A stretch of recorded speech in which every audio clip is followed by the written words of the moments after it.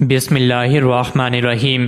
السلام علیکم۔ روزانہ واقعات سننے کے لیے اس چینل کو سبسکرائب کریں۔ حضرت ابراہیم بن ادھم رحمۃ اللہ علیہ نے اپنی سلطنت کو خیر آباد کہا اور فقیری اختیار کر کے جنگل کی طرف نکل گئے۔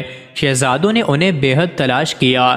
آخر ایک دن دیکھا کہ حضرت ابراہیم بن ادھم رحمۃ اللہ علیہ دریا کے کنارے ایک درخت کے سائے میں بیٹھا اپنی پوشاک سی رہے ہیں۔ شہزادے نے سلام عرض کیا اور کہا کہ یہ کیسی زندگی آپ نے اختیار کر رکھی ہے، جنگل کی اس تنہائی اور وحشت سے کیا حاصل؟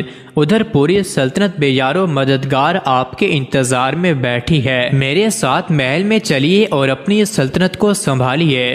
انہوں نے کوئی جواب نہ دیا۔ شہزادے نے غصے سے ان کے ہاتھ سے سوئی لے کر دریا میں پھینک دی اور کہا کہ اب تو آپ کو میرے ساتھ جانا ہی پڑے گا۔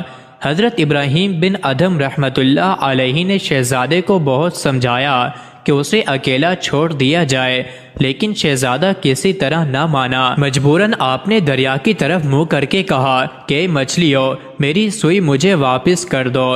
چند لمحوں بعد شہزادے نے دیکھا کہ سینکڑوں مچھلیاں اپنے اپنے منہ میں سونے کی سوئیاں لے کر حاضر ہو گئی ہیں۔ حضرت ابراہیم بن ادھم رحمۃ اللہ علیہ نے پھر مچھلیوں سے کہا کہ نہیں، مجھے صرف میری سوئی چاہیے جو شہزادے نے دریا میں پھینکی ہے۔ اتنے میں ایک بڑی مچھلی نمودار ہوئی اور اس کے منہ میں وہی سوئی تھی۔ بادشاہ نے وہ سوئی مچھلی کے منہ سے لے لی۔ اس کے بعد آپ شہزادے سے مخاطب ہوئے اور کہا، کیوں صاحبزادے، یہ سلطنت اچھی ہے یا وہ سلطنت جس کو میں خیر آباد کہہ آیا ہوں؟ شہزادہ اس واقعے سے بہت متاثر ہوا اور عرض کیا کہ میں نے آپ کے معاملات میں مداخلت کی ہے، مجھے معاف کر دیجئے۔ حضرت ابراہیم بن ادھم رحمۃ اللہ علیہ نے شہزادے کو گلے سے لگا لیا اور بولا، جاؤ بیٹا، اپنی سلطنت کو سنبھالو، وہاں تمہاری زیادہ ضرورت ہے، مجھے میرے حال پر چھوڑ دو۔ شہزادہ سلام عرض کر کے محل کی طرف روانہ ہو گیا۔ ایک بادشاہ کے راز اکثر اس کے دشمن پر ظاہر ہو جاتے تھے اور وہ اس کے مقابلے کے لیے جو تدابیر کرتا تھا وہ بیکار ہو جاتی تھیں، اس سے اس کو تشویش رہتی تھی۔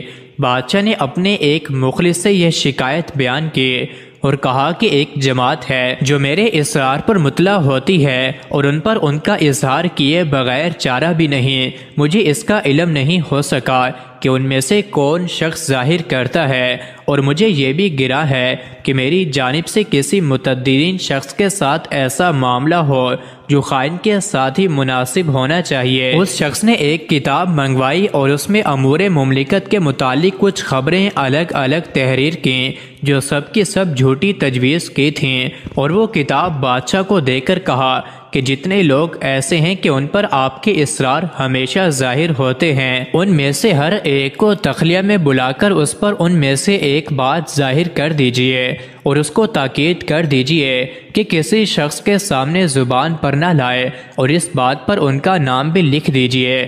پھر دوسرے شخص کو دوسری بات پر بتا کر یہی تاکید کر دیجئے کہ کسی سے نہ کہے، اور اس پر اس کا نام تحریر کر دیجئے۔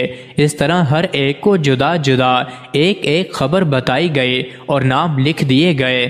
اس پر تھوڑا ہی عرصہ گزرا تھا کہ جو خبریں مشہور ہوئیں ان سے خیانت کرنے والوں کا پتہ چل گیا، اور جو حقیقتاً خیر خواہ تھے ان سے بیان کی ہوئی باتیں چھپی رہیں۔ اس تدبیر سے بادشاہ کو معلوم ہو گیا کہ دیانت دار کون ہے اور اسرار کو فاش کرنے والے کون لوگ ہیں، جن سے آئندہ احتیاط رکھی جائے۔ مزید ایسے ہی ویڈیوز کے لیے چینل کو ضرور سبسکرائب کریں۔